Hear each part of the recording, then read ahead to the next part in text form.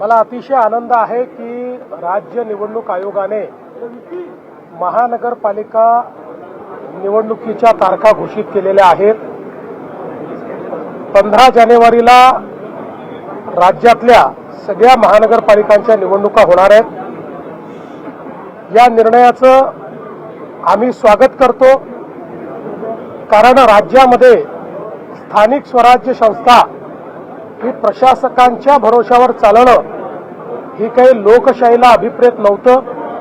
तथापि माननीय न्यायालयाच्या निर्णयांमुळे एक दीर्घ काळ या संस्था निर्वाचित प्रतिनिधींच्या विना होत्या।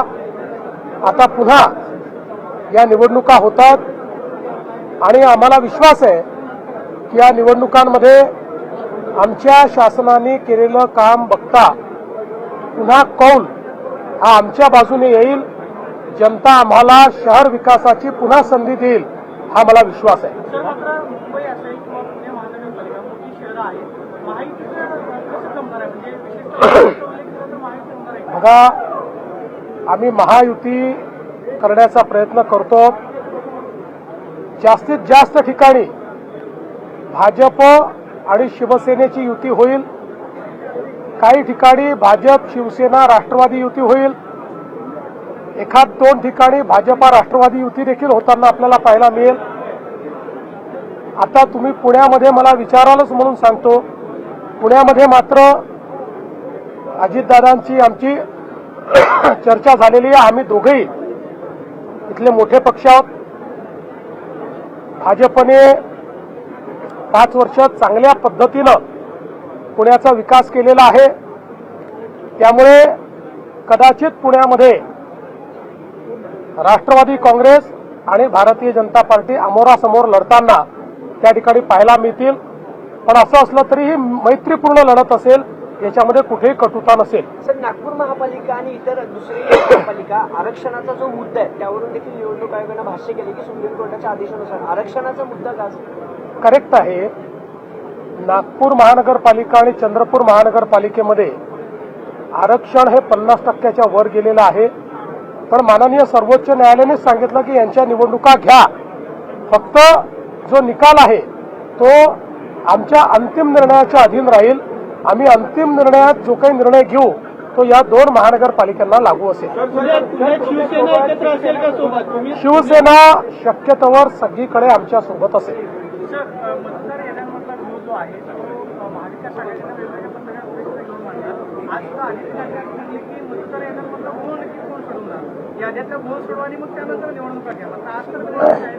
असं आहे की याद्यांमध्ये अनेक ठिकाणी घोळ आहे, हे आम्ही देखील दाखवलेलं आहे। पण त्याकरता निवडणुकाच घ्यायच्या नाहीत असं करता येणार नाही।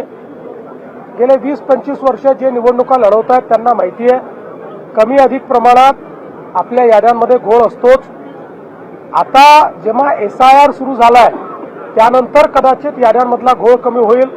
पुढच्या काळात तर माझं मत असं आहे की इलेक्शन कमिशनने आपल्या याद्या ब्लॉकचेनमध्ये टाकाव्यात। त्या ब्लॉकचेन पद्धतीनं जर तयार झाल्या तर त्यातला घोळ हा नेहमी करता संपवता येईल। पण त्याकरता माननीय सर्वोच्च न्यायालयाचे आदेश मिळाल्यानंतरही काही ना काही कारण काढून निवडणुका पुढे करा हे योग्य नाही आहे।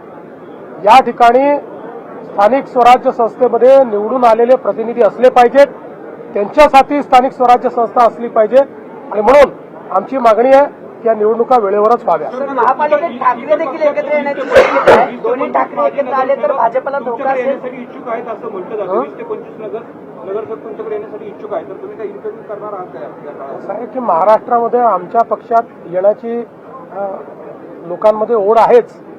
आता कोणाला घ्यायचं आणि कोणाला घ्यायचं नाही हे आमच्या पक्षाचे अध्यक्ष आणि त्या ठिकाणचे आमचे प्रमुख नेते हे मिळून याचा निर्णय घेतील।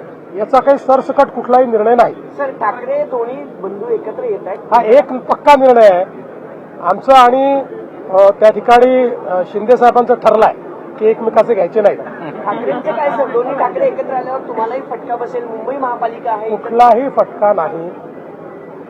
दोन्ही ठाकरे एकत्रित आले तरी नाही आले तरी दोन्ही ठाकरे एकत्रित आल्यानंतर काँग्रेसही त्यांच्यासोबत गेली तरीही मुंबईकर भारतीय जनता पार्टी शिवसेना आमच्या महायुतीलाच निवडून देतील. कारण आमचा कारभार, आम्ही केलेला मुंबईचा विकास आणि मराठी माणसाचं आम्ही जोपासलेलं हित हे सामान्य मुंबईकरांनी पाहिलेलं असल्यामुळे मुंबईकर आमच्यासोबत राहतील. तर पिंपरी चिंचवडमध्ये काय चित्र राहणार आहे? पिंपरी चिंचवडमध्ये दादा, पिंपरी चिंचवडमध्ये 98 दाखले दिले गेल्याची एक आकडेवारी समोर आली. तर तुम्ही म्हटलं तसं पूर्ण छाननी म्हणूनच दाखले दिले. पहिल्यांदा तर आपण एक लक्षात घ्या की 98 दाखले दिले गेले असं आपण सांगतो, पण मागणी पण 500ची झाली आहे. म्हणजे असं नाही आहे की लोक मागणी करतात आणि दाखले मिळत नाही आहेत.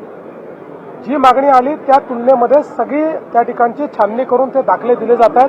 ही प्रोसेस आहे.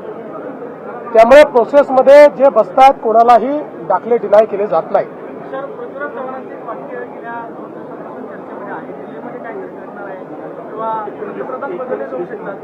धनंजय माडिक असं म्हटलं की दिल्लीमध्ये काहीतरी घडत आहे. मात्र 31 पर्यंत मराठी पंतप्रधान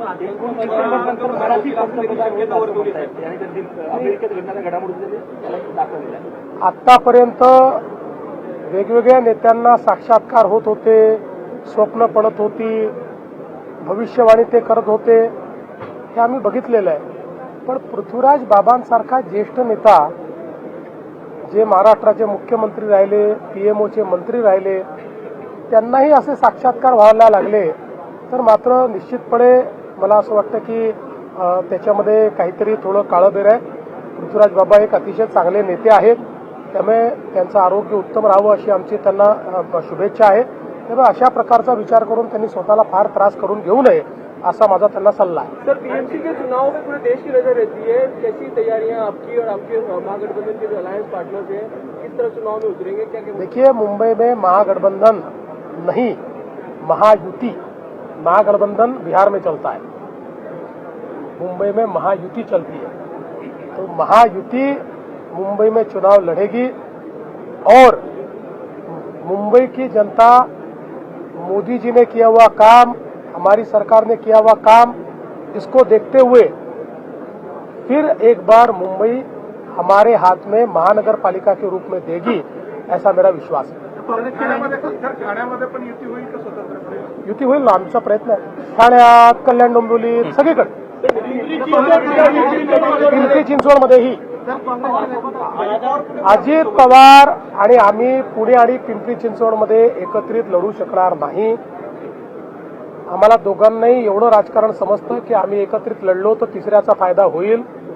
त्यामुळे तिसऱ्याकरता आम्ही जागा ठेवणार नाही. आम्हीच एकमेकाच्या समोर लढू, पण मैत्रीपूर्ण लढू.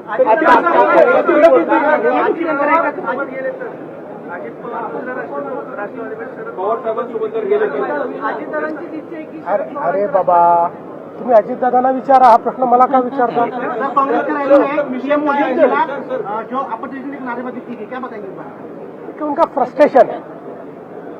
जब जनता उनको स्वीकारती नहीं है, जब कांग्रेस को एक ऐसा नेता मिला है जो मैदान छोड़ के भाग जाता है और विदेशों में घूमते रहता है, जब एक ऐसा नेता मिला है जो हाथ में तो संविधान लेता है लेकिन सारी संविधान विरोधी कृतियां वहां पर करते रहता है, तो ऐसे नेता के कारण उनके कार्यकर्ता भी फ्रस्ट्रेटेड है और ये निराशा में इस प्रकार के मूर्खतापूर्ण नारे लगाते हैं. मैं आपको बहुत स्पष्ट रूप से कहता हूं, वो कुछ भी नारे लगाए, वो कुछ भी सपने देखे, जब तक जनता का आशीर्वाद मोदी जी के पीछे है तब तक मोदी जी का बाल भी वो बाका नहीं कर सकते.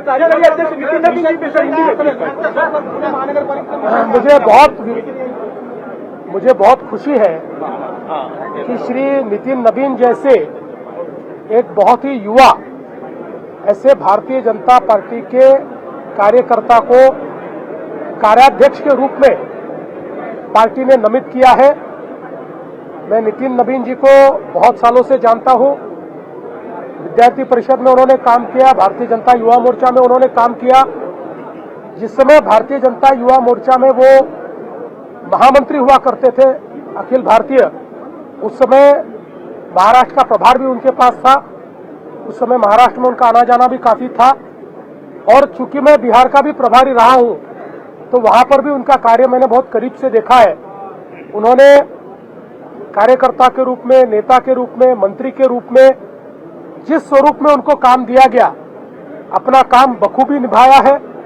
4 बार से विधायक वो है, विधायक के तौर पर भी बहुत पॉपुलर है और मुझे ऐसा लगता है कि उनके कारण भारतीय जनता पार्टी को एक नई पीढ़ी मिली है।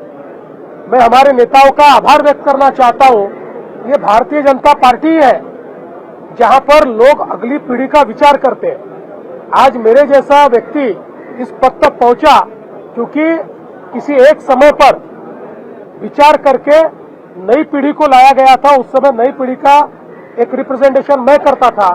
उसी प्रकार से आज एक नई पीढ़ी के रूप में नितिन नबीन जी को राष्ट्रीय कार्याध्यक्ष बनाना, मैं ऐसा मानता हूं कि पार्टी की एक बहुत ही दूरदृष्टि है और उसके लिए पार्टी के आला नेताओं का मैं बहुत बहुत आभार व्यक्त करना चाहता हूं और श्रीमान नितिन नबीन जी को मैं बहुत दिल से उनको बधाई देना चाहता हूं और उनके नेतृत्व में भारतीय जनता पार्टी और तरक्की करेगी, ये विश्वास व्यक्त करता हूं।